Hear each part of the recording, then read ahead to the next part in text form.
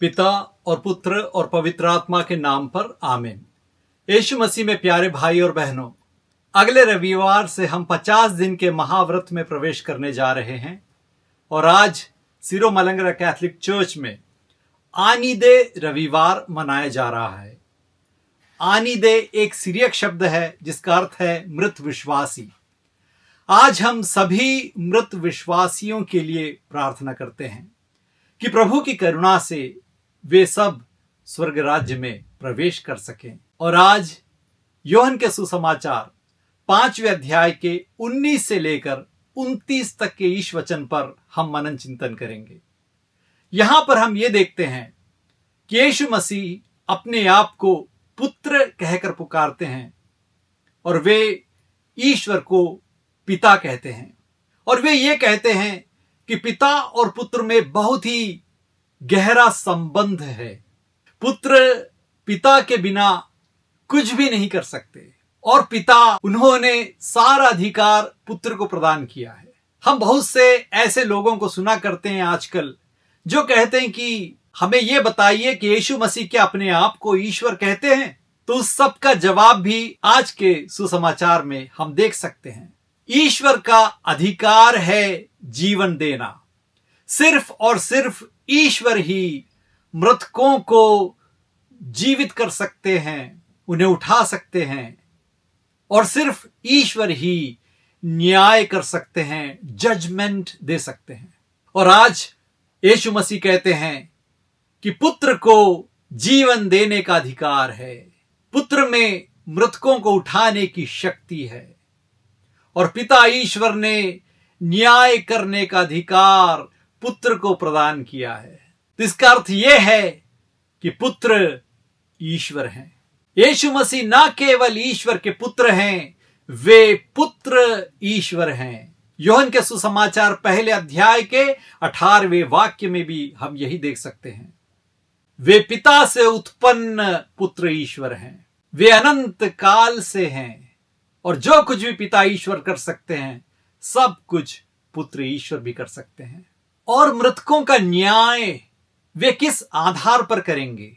आज के सुसमाचार में यीशु मसीह हमें यह समझाते हैं कि जो भी पुत्र यीशु मसीह के वचन को सुनता है, उनकी शिक्षा के अनुसार जीता है और उन पर विश्वास करता है जिन्होंने पुत्र यीशु को भेजा है, वे अनंत जीवन प्राप्त करेंगे। और जो यीशु मसीह की वाणी नहीं सुनते, उस पर विश्वास नहीं करते, ईश्वर की वाणी के अनुसार नहीं जीना चाहते, उन्हें दंड मिलता है। वे हमेशा हमेशा के लिए यीशु मसीह से दूर हो जाते हैं, उनका संबंध टूट जाता है प्रभु से। 24वें वाक्य में हमें एक और बात पे ध्यान देना है, वो है अनंत जीवन। ग्रीक भाषा में नया नियम लिखा गया था और वहां पर ग्रीक में जोए शब्द लिखा गया है। क्या है जोए?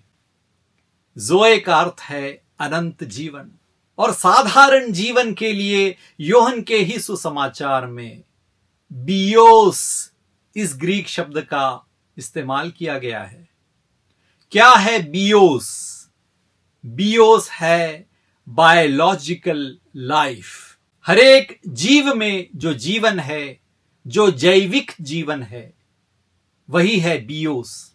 पेड़ पौधों में भी जीवन होता है, इसलिए उसमें फूल खिलते हैं, फल मिलते हैं। पक्षी में जीवन होता है, जानवर में जीवन होता है, यह है जैविक जीवन।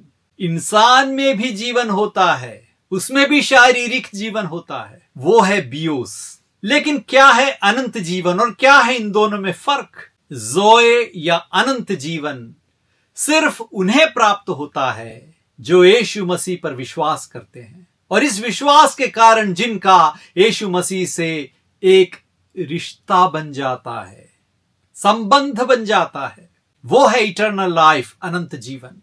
और जो यीशु मसीह की वाणी पर विश्वास करता है, उन्हें भेजने वाले पिता ईश्वर पर विश्वास करता है, यीशु मसीह के वचन के अनुसार जीता है, वह न केवल शारीरिक रूप से जीता है, उसे इस भूमि पर ही अनंत जीवन प्राप्त हो जाता है। और यदि ऐसी अवस्था में उसकी मृत्यु होती है तो वह मरने के बाद भी जीवित रहता है, यीशु मसीह में जीवित रहता है, क्योंकि उसे अनंत जीवन अभी से ही हासिल हो चुका है। जिसका यीशु मसीह के साथ रिश्ता जुड़ जाता है, वह रिश्ता मृत्यु भी नहीं तोड़ सकती। यह है हमारा विश्वास, और इसी विश्वास का प्रघोषण आज हम करते हैं। और प्रिय भाइयों बहनों, सिरोमलंगरा कैथोलिक चर्च में आज मृत विश्वासियों के लिए भी हम प्रार्थना कर रहे हैं। मृत विश्वासियों के लिए प्रार्थना करने की क्या जरूरत है? तो सबसे पहले हमें कैथोलिक चर्च की शिक्षा को जानना बहुत जरूरी है। इब्रानियों के नाम ग्रंथ के 9वें अध्याय के 27वें वाक्य में हम ये पढ़ते हैं कि मनुष्य के लिए एक बार मरना और उसके बाद न्याय होना निर्धारित है, अर्थात मृत्यु के तुरंत बाद ही हरेक व्यक्ति का न्याय होता है। प्रभु के दूसरे आगमन तक इंतजार करने की जरूरत नहीं है। मृत्यु के समय शरीर और आत्मा एक दूसरे से बिछड़ जाते हैं और आत्मा प्रभु यीशु मसीह के सामने न्याय प्राप्त करने के लिए जाती है, क्योंकि मृतकों का और जीवितों का न्याय कौन करते हैं?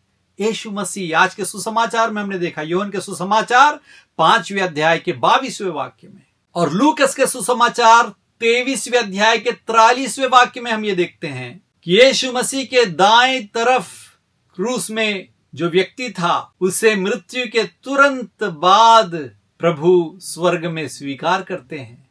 मृत्यु के तुरंत बाद। लूकस के सुसमाचार 16वें अध्याय में धनी व्यक्ति और लाजरूस का दृष्टांत प्रभु सुनाते हैं, तो मृत्यु के तुरंत बाद दोनों का न्याय हो जाता है। इसीलिए हमें मृत विश्वासियों के लिए प्रार्थना करनी है।